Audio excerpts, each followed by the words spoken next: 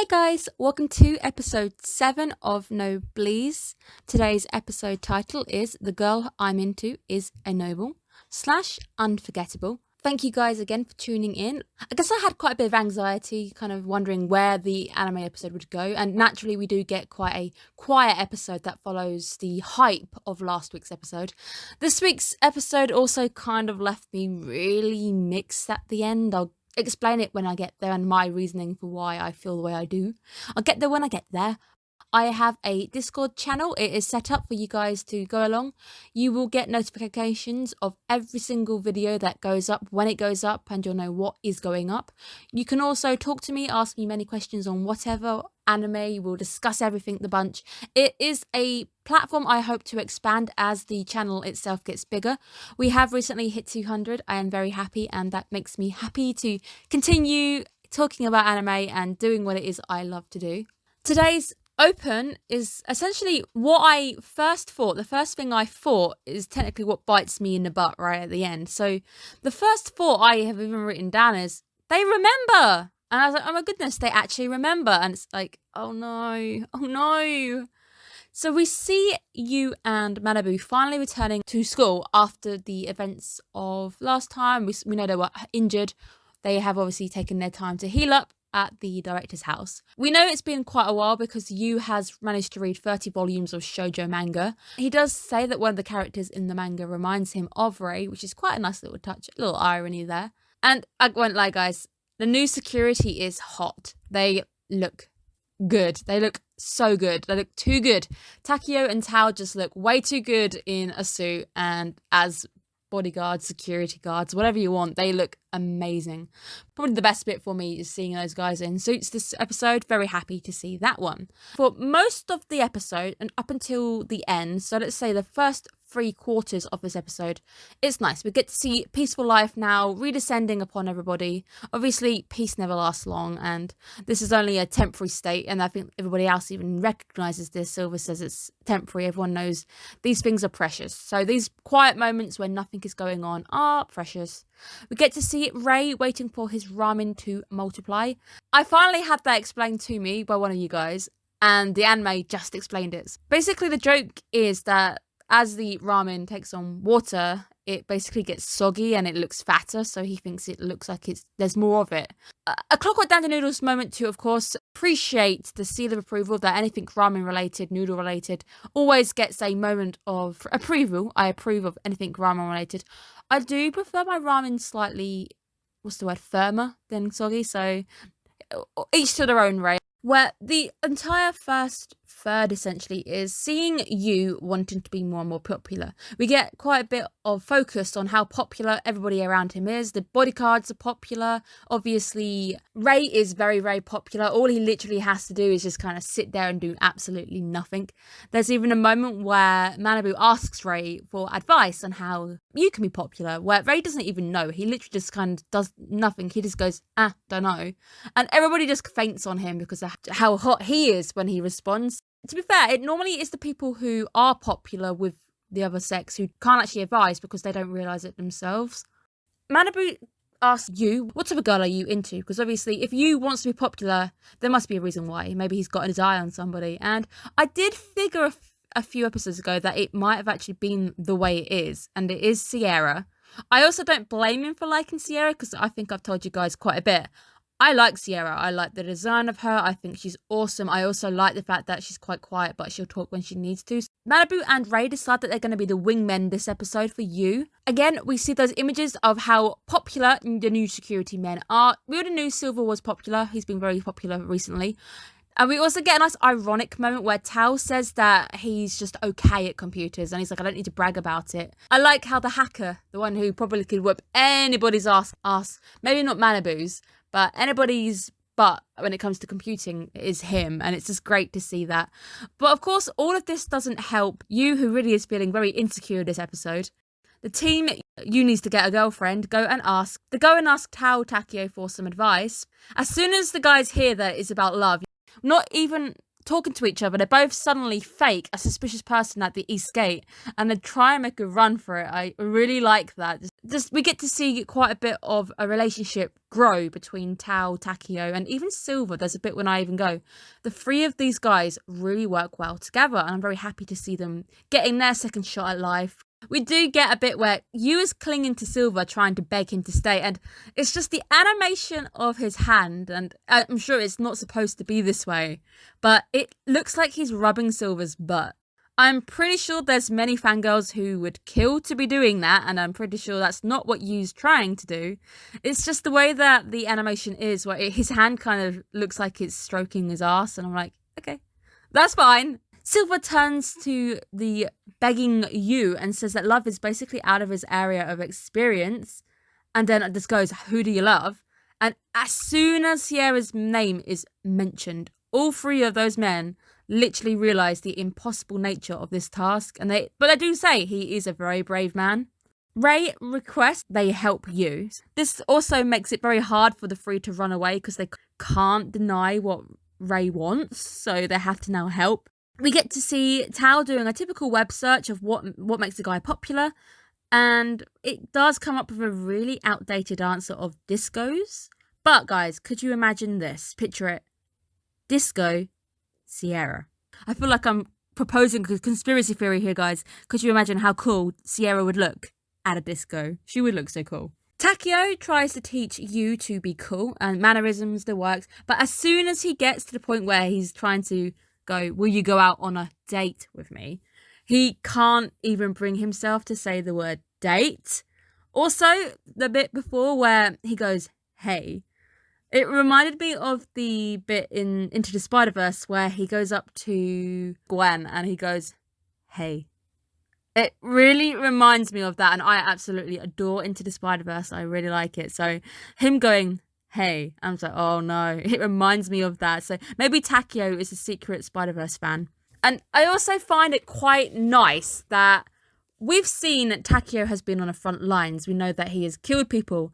But when it comes to asking somebody out on a date, he just breaks. It is like he's found his limits. He says it's embarrassing, but it's also the fact that it looks like it terrifies the poor guy. Yu somehow manages to anger poor Takio by going, where did the cool guy go from when we first met? I like the fact, again, that he sat in this crater. So as soon as you've angered Takio, he kind of goes 1 to 11 and he's jumped into murder mode. We now get to hear Franken's take on women. It apparently was way too much security guards to handle, so we go to Franken. Of course, we know Franken is my dreamboat. I love Franken.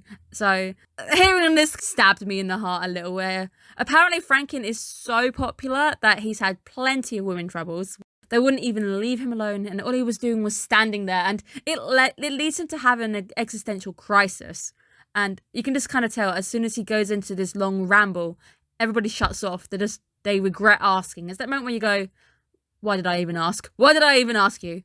We finally make a bit of progress. I did think that maybe we should approach Regis first because he literally is glued to Sierra's side. Regis is asked about Sierra's preferences, but it does turn out that she's never even spoken about love or men, and he doesn't even know if she's ever been out with someone. Kind of presume if she does go out with somebody, it's going to be a noble. I doubt that they can have love with humans. That sounds wrong, actually. Don't forget that. We're moving on. Regis then tells us that he's not with Sierra because he wants to, but because their paths are going in the same direction. So if you were shipping the two together, don't. There is no ship there. Silver then knew what he was doing, where he tries to comfort Yu by going, it's okay, Regis wouldn't be able to help you anyway. And we know it's because he's trying to anger Regis to the point of him telling him because he has to. The pointless argument of the episode, which ends up going to Silver trying to ask Regis, are you actually going to be useful? To be fair, he does try to help, but only after Ray asks him. Which, this moment here, oh my god, where Ray just immediately to Regis, you must assist you, and he's just down on the floor. He almost looks like he's bowing to him, and it looked like he was doing that linky thing that Regis and Sierra did. Maybe we can get some more information on the fact that nobles can do that. Interesting, maybe. I do think that might be a very key feature if that is the case, that he has actually managed to link to the guys. That is a quite important little addition there, if that is the case, where we get to see Regis's age come through, where he suggests that Yu writes a letter. I like the way Yu goes sup. It does remind me of the spiderverse bit where it's just, hey. The word sup to me, the problem with going sup to somebody is it's not really a letter. It's kind of a start of a text. You send it to somebody if you want to check that they're around, and then you lead into a conversation. The problem with this scene, and I love this scene, this might be one of the funniest scenes of the episode, where there is too many people, there's way too many opinions, and we get to see that no matter what he tries to write, somebody thinks it's funny. Somebody says, oh no, that's not good enough. Everybody has their own opinions on what you should write. And I have written a love letter before. I was a lot younger than I am now. I definitely didn't ask anybody for any help because I'm pretty sure it would have ended up just like this. You'd start doubting whatever you put in that letter. You'd be like, oh wait, that sounds stupid. I do like the fact that Sierra and me do think the same, in the sense that you really should just be yourself, and there's no point asking other people, because if you're trying to get somebody to like you, you should be you. And there are quite a few moments in this little scene where Regis's age really does show, because obviously he's older than everybody in the room. The letters, there's also the fact that he tries to start with regards and then I trust you are well. The moment when he said, I trust you are well, it reminded me of things like Pride and Prejudice. It's something you would say back in that period of time. I trust your family as well. I trust you are well. To be fair, I trust you are well. It works in 2020. I do trust that you guys in the audience, anybody listening to the video, I trust you are well, because it is a period of time where that fits quite nicely. Takeo finally has a decent idea where he goes, I want to make your heart mine. Except the way he says it, and with that face, it is terrifying. And like Tal says, it looks like it's a death threat. Maybe with somebody like you, if he was a bit more confident, that might actually work. Although I do believe we've seen episodes right at the start where Yu is able to attract a woman just by stopping her, breaking her ankle in the street in her heels. The fact that he's actually not very confident, even though he doesn't realise that people do seem attracted to him, is a bit of an irony there. There's too many voices in this room, there's too many arguments going on, where Yu finally snaps and throws the letter on the floor. It ends up at Ray's foot, and I figured I knew what Ray would do, because it's the way he looks at him, he kind of smiles.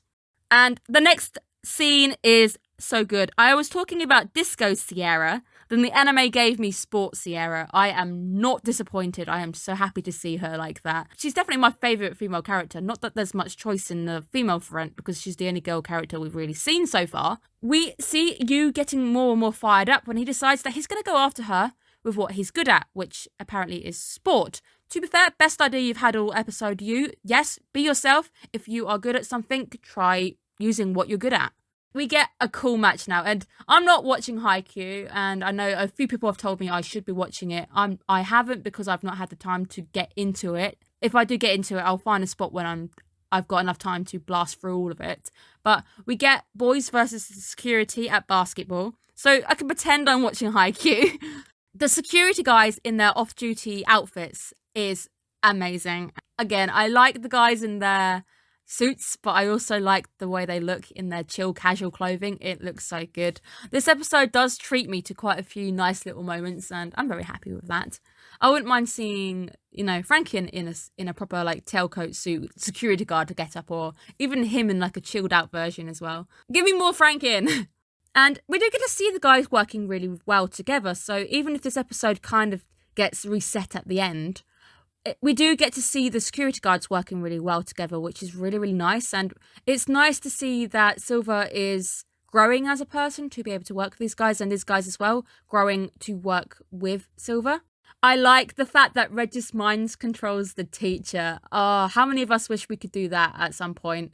Perhaps the scariest thing of this episode, I know I was going for something earlier. No, scariest thing of this episode is Ray and the basketball. That aura he gives off, and it's hilarious. He just starts to walk, so I'm guessing he's not very familiar with the rules of the game, that the teacher, even in his mind-controlled state, is like, no, travelling, you're bad, and he gives them a penalty for doing that. We then see Ray elegantly, so elegant. He dodges the ball instead of grabbing it. I feel bad for you and Malibu because they are playing with Ray, and I do think he just doesn't quite get the rules of the game. As well, they have got Regis on their team, and the problem with Regis is he's too competitive. He is way too competitive. The goal of this match is to make you look good. Instead, it doesn't quite turn out like that. Regis is way too competitive. He refuses to share the ball with anybody, and he tries to shoot for himself. However, this gets him in trouble because Silver is on the other team. We already know that Regis and Silver love to hate each other and they love their arguments, and it ends up being translated into basketball terms. They end up in a competition to try and shoot at the goals between each other. So Silver does score the first goal, and in the end, Team Security Guard does win. We get to see this really annoying Regis. I love how angry he looks. Probably one of the best shots I've got of him doing that basketball dunk from behind. Absolutely love it. It turns into a little bit of a argument between the two. So I think the score ends up at this point at 2-2. And I'm surprised nobody dies. I think that must be the most surprising thing of the episode. Nobody dies. Ray launches the ball at breakneck speed towards Yu, who manages to catch it without breaking any fingers. Where it looks like this is it. This is the moment where we're going to see Yu launch up, score a goal. Oh, Takeo. Why, Takeo? The moment I realised how tall Takeo was as well was this moment where he just snacks it out of his hand, trolls him, and then he scores the final goal. So not only does Yu literally have his moment stolen from him, his team doesn't even draw, it loses because that final goal goes to Takeo. Also, how tall is that man? Heart-to-heart moment now where we see Yu handling it like a champ, and perhaps the most important line of this episode is spoken. Just because I like her doesn't mean she has to like me back. It shows us the maturity of Yu. We also get to see that he is correct, and I am proud of him for having that kind of state of mind. It's a really good state of mind to have. Just because you like somebody doesn't mean they need to reciprocate. Sierra and Regis appear, where Regis kind of storms off, and Sierra has the screwed up letters in her hand, and she said that she found it on her desk. It was Ray. It was totally Ray. We know it was Ray. Bless him. He is a good bean. Or a good ramen bean. Good ramen. He could be a noodling too. Do you think Ray would like Clockwork Dandy Noodles? Would he subscribe and become a noodling? I wonder. She says that she read it, and I just remember him writing sup. So did she basically read the word sup? Did it work? Hey Sierra, how did you feel when he went sup?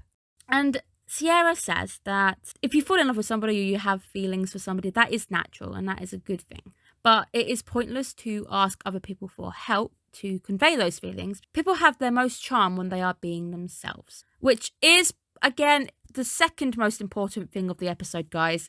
Just be yourself. You might not realize it, but you probably are. You're most charming when you are simply being yourself and not trying to be somebody you're not. Because if you're trying to be somebody you're not, you come across as fake, and at the same time, you're not being true to yourself. So if somebody does like you for the fake you, that's not fair on you. You're not giving yourself that chance. She picks up Yu's bag and she smiles at him. She does smile, and it's very infrequent when she does. I've seen her blushing. I normally kind of screenshot it whenever she does blush or smile. But it is such a lovely moment to see when it happens, because she really is a very pretty character. And it gets to the point now where this scene is very bittersweet to me, and I personally don't like the outcome of this. The last time I apparently didn't like something, and it was my own personal reasons for it, I had a lot of people getting angry. I'm simply going to tell you guys, I personally do not like this, and I'm going to tell you my reasoning why. At the end of the day, what happens. It happened like this, so okay, fair enough, I lose anyway. Please try and be respectful at the same time. Where we get into a conversation where Yu and Malibu finally arrive, and everybody is discussing wiping their memories. To be fair, I was expecting to come into this week with them not remembering anything anyway. So I was very shocked when they did actually keep on with their memories, which maybe makes this even worse, I think, because they did get these moments and then it kind of gets taken away. Where Franklin explains to them that it is the second time that you've had a memory rewrite. And we do know this already, so we've already heard about this first event which was covered up. But it is also like the first proper time where we see a full sequence run of this event, and it looks pretty pretty big. We get to see Ray taking on this monster, and we get to see the guys obviously end up. These guys have their memory rewritten by. I am on Yu's side here, and I understand why he gets so angry. So we see Yu and Malibu actually quite angry, but Yu mainly quite angry. I know it might be for their best, but at the same time, but who gets to decide that? Would you guys feel comfortable somebody making that decision for you? And sure, you might be able to go down the line that somebody maybe knows better than you do, but a decision that big that involves you should kind of have that decision to make yourself. We get to also see different uses of the memory rewrite or the erase in this world, where the noble existence is a secret to the humans because they've, many years, hundreds of years, they've managed to rewrite history to obviously get their existence to remain secret. The Union as well, we know that these guys don't like having any witnesses, so they often actually erase somebody completely. The memories that Yu and Malibu now have place them in danger. If they keep them as they are, they're going to be at constant danger. Yu and Malibu do say that they don't want to forget the people that have risked their lives. The moments that everybody has shared just won't be real anymore, where Ray says that, I don't know the way he says this. Ray says that he wants them to forget. Essentially, he's saying it because he doesn't want them to be hurt, but at the same time, he says that nobody's done what they've done to remain in your memory, which I feel like it could be said better. This just makes it sound like the people don't want them to remember them. It's just the way they are at the end kind of just feels a bit cold, and I don't know, guys. I don't like the way this ends. These are my own opinions, okay? So it doesn't mean I'm right. I'm probably incorrect, and I'm pretty sure most of you guys will probably be on the other side anyway. Yu tries to break down that feelings and memories are both separate. So he says, will we still be ourselves? Are we still going to remember the way that we feel? Where they say that they will, and that's what gets them to agree.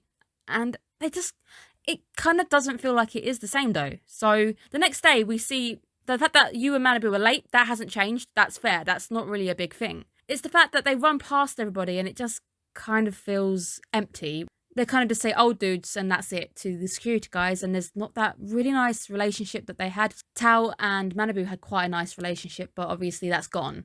And now the relationship between Takeo and even like Yu is gone. I don't like it. I think it feels wrong in general. Our end sequence, let's go to that because I'm just moving on now. We get to see some nobles, and these are the nobles who sent Regis and Sierra to go and retrieve the coffin, who have essentially said that the two are no longer replying after they met another noble, aka Ray. And they send a guy called Gajutal after them to go and investigate Regis and Sierra's whereabouts. So that is probably going to be our next storyline that we are going to follow as this guy comes up and shakes things. It's a very hit and miss episode. There's been some very fantastic moments, but it also now feels like everything I really enjoyed was just kind of in that memory blur where it's all been rewritten. I think I had fun for about 3/4 of this episode. So 3/4 of this episode I really, really enjoyed.